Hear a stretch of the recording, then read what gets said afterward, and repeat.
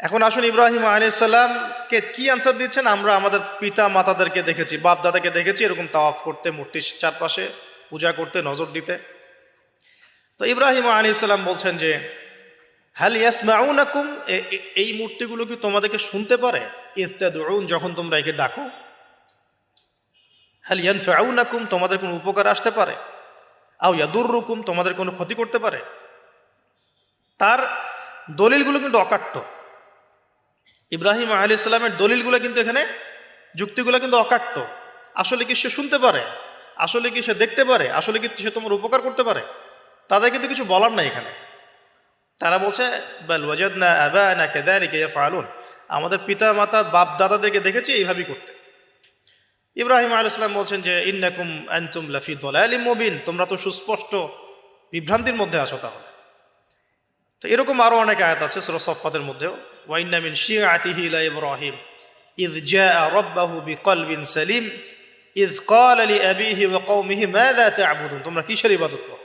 আইফকান আলিহাতান দুনাল্লাহি তুরিদুন, তোমরা কি আল্লাহ সম্পর্কে মিথ্যা মিথ্যা মিথ্যা আরোপ করতে চাচ্ছ? ফামা যান্নুকুম বিরাব্বিল আলামিন, আল্লাহ রাব্বুল আলামিন সম্পর্কে তোমাদের কি ধারণা? এভাবে তিনি তার কওমকে দাওয়াত দিতে লাগলেন। কিন্তু তাদের কওমের দলিল একটাই ছিল, বাপ দাদাদেরকে দেখেছি এভাবে মূর্তি পূজা করতে, তাই করে। সনাতন, এটা ছিল কি সনাতন থটস। অথচ সর্বপ্রথম এটা শুরু হয় কোন নবীর আমল থেকে? নূহ আলাইহিস সালাম। নূহ আলাইহিস সালামের যুগের মানুষ সর্বপ্রথম এই মূর্তি পূজা শিরক করেছে। এর আগে মূর্তি পূজা ওয়ার্ল্ডে ছিল না, নূহ আলাইহিস সালামের যুগ থেকে শুরু হয়েছে। তাহলে এটাকে আমরা সর্বোচ্চ পর্যায়ে সনাতন বলতে পারি না।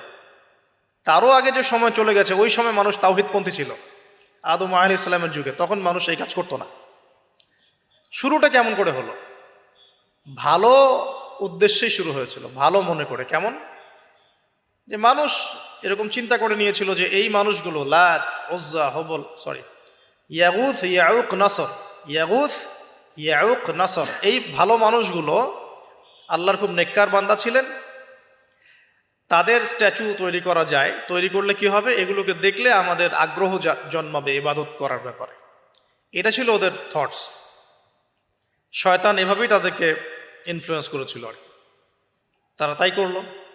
এই জেনারেশনটা যখন মারা গেল, পরের জেনারেশন যখন আসলো, তখন শয়তান ওদেরকে বোঝালো, ধরেন 100-200 বছর পরে বোঝালো যে ওরা খুব ভালো মানুষ ছিল, ওদের মূর্তিকে মসজিদের বাইরে না রেখে ভিতরে ঢুকিয়ে ফেলো। তাদেরকে সেজদা করতে হবে না, ভিতরে ঢুকিয়ে ফেলো, ইবাদতে মনোযোগ আসবে। পরের জেনারেশনে